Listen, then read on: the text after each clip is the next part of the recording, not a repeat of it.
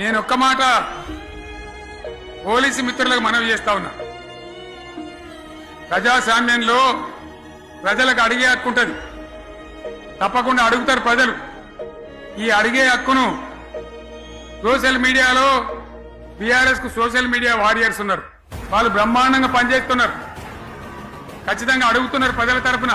ఇంత అన్యాయం జరుగుతుంటే చూడలేక సోషల్ మీడియాలో పనిచేసే తెలంగాణ బిడ్డలు ఇది ఏమన్యాయమే ఎట్లా అని చెప్పి ప్రభుత్వాన్ని ప్రశ్నిస్తా ఉన్నారు.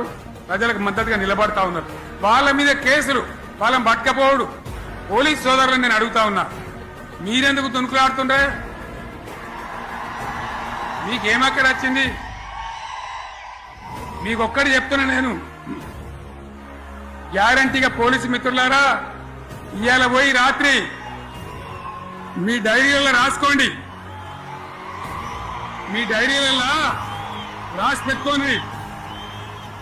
100కు 100% ఇలా తెలంగాణ చెలరేగిన పరిస్థితికి మళ్ళా వచ్చేది బీఆర్ఎస్ గవర్నమెంటే. అది ఎవరు కూడా ఆపలేడు. అది ఎవరి తరం కాదు, ఎవరి వశం కాదు.